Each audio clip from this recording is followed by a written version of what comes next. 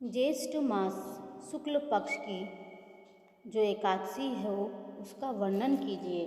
भगवान श्री कृष्ण बोले, राजन, इसका वर्णन परम धर्मात्मा सत्यवती नंदन व्यास जी करेंगे, क्योंकि ये संपूर्ण शास्त्रों के और वेद परम्परागत विद्वान हैं।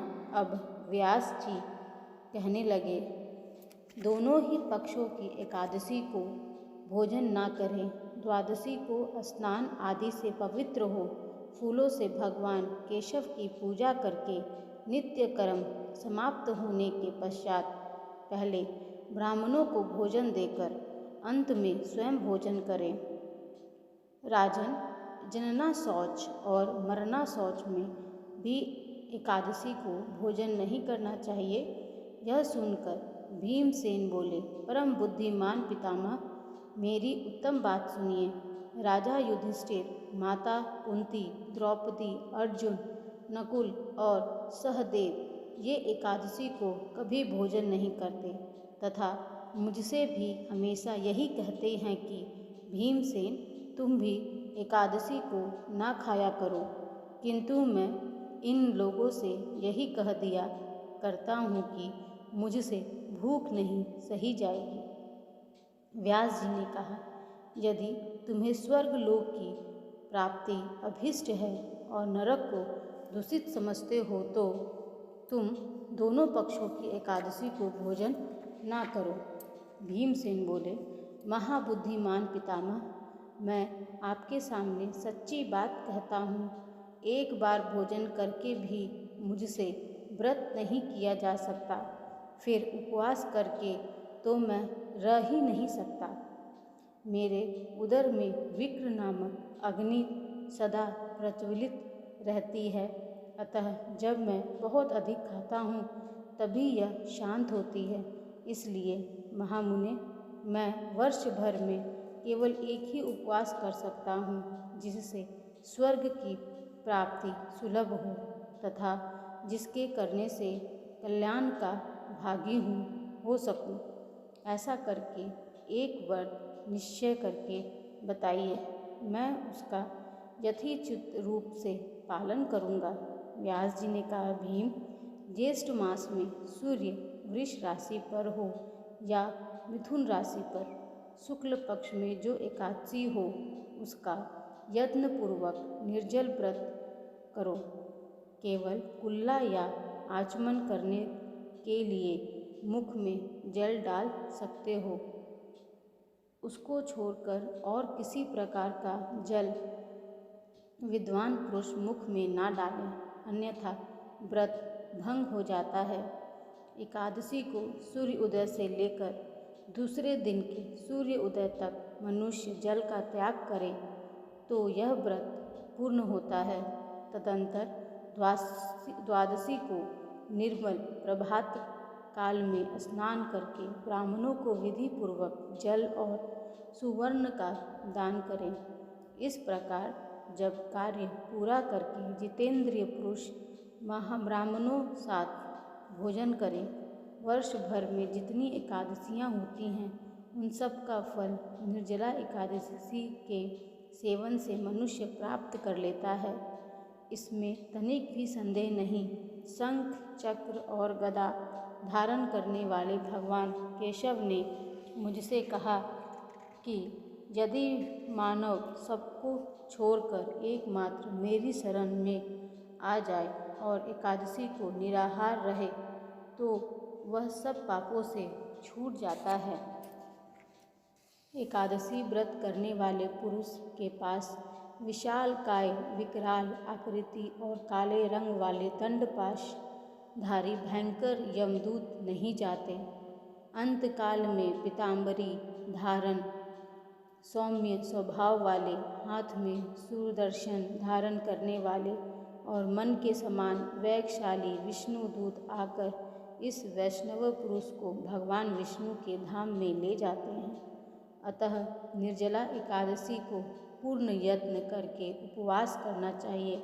तुम भी सब पापों की शांति के लिए यत्न के साथ उपवास और श्री हरि पूजन करो। स्त्री हो या पुरुष, यदि उसने मेरु पर्वत के बराबर भी महान पाप किया हो तो वह सब एकादशी के प्रभाव से भस्म हो जाता है। जो मनुष्य उस दिन जल के नियम का पालन करता है वह पुण्य का भागी होता है। उसे एक एक पहर में कोटि कोटि स्वर्ण मुद्रा दान करने का फल प्राप्त होता सुना गया है। मनुष्य निर्जला एकादशी के दिन स्नान, दान, जप, होम आदि जो मनुष्य कुछ भी करता है वह सब अक्षय होता है। यह भगवान श्री कृष्ण का कथन है। निर्जला एकादशी को विधि पूर्वक उत्तम रीति से उपवास करके मानव वैष्णव पद को प्राप्त कर लेता है। जो मनुष्य एकादशी के दिन अन्न खाता है वह पाप भोजन करता है। इस लोक में वह चंडाल के समान है और मरने पर दुर्गति को प्राप्त होता है। जो ज्येष्ठ के शुक्ल पक्ष में एकादशी को उपवास करके दान देंगे वे परम पद को प्राप्त होंगे। जिन्होंने एकादशी को उपवास किया है वे ब्रह्म हत्यारे, शराबी, चोर तथा गुरुद्रोही होने पर भी सब पातकों से मुक्त हो जाते हैं। कुंती नंदन, निर्जला एकादशी के दिन श्रद्धालु स्त्री पुरुष के लिए जो विशेष दान और कर्तव्य विविध है उसे सुनो। उस दिन जल में शयन करने वाले भगवान विष्णु का पूजन और जलमयी धेनु का दान करना चाहिए अथवा प्रत्यक्ष धेनु या धृतमयी धेनु का दान उचित है। पर्याप्त दक्षिणा और भांति भांति के मिष्टानों द्वारा यत्नपूर्वक ब्राह्मणों को संतुष्ट करना चाहिए। ऐसा करने से ब्राह्मण अवश्य संतुष्ट होते हैं और उनके संतुष्ट होने पर श्री हरि मोक्ष प्रदान करते हैं। जिन्होंने सम, दम और दान में प्रवृत्त हो श्री हरि की पूजा और रात्रि में जागरण करते हुए उस निर्जला एकादशी का व्रत किया है उन्होंने अपने साथ ही बीती हुई 100 पीढ़ियों को और आने वाले 100 पीढ़ियों को भगवान वासुदेव के परम धाम में पहुंचा दिया है। निर्जला एकादशी के दिन अन्न, वस्त्र, गौ, जल, सस्या, सुंदर आसन, कमंडलू तथा छाता दान करने चाहिए। जो श्रेष्ठ एवं सुपात्र ब्राह्मणों को जूता दान करता है वह सोने के विमान पर बैठकर स्वर्गलोक प्रतिष्ठित होता है। जो इस एकादशी की महिमा को भक्तिपूर्वक सुनता तथा जो भक्तिपूर्वक उसका वर्णन करता है वे दोनों स्वर्ग लोक में जाते हैं। चतुर्दशी युक्त अमावस्या को सूर्य ग्रहण के समय श्राद्ध करके मनुष्य जिस फल को प्राप्त करता है वही इसके श्रवण से भी प्राप्त होता है। पहले दंत धावन करके यह नियम लेना चाहिए कि मैं भगवान केशव की प्रसन्नता के लिए एकादशी को निराहार रहकर आचमन के सिवा दूसरे जल का भी त्याग करूँगा। द्वादशी को देवेश्वर भगवान विष्णु का पूजन करना चाहिए। गंध, धूप, पुष्प और सुंदर वस्त्र से विधि पूर्वक पूजन करके जल का घड़ा संकल्प करते हुए नमनाकृत मंत्र का उच्चारण करें। संसार सागर से तारने वाले देव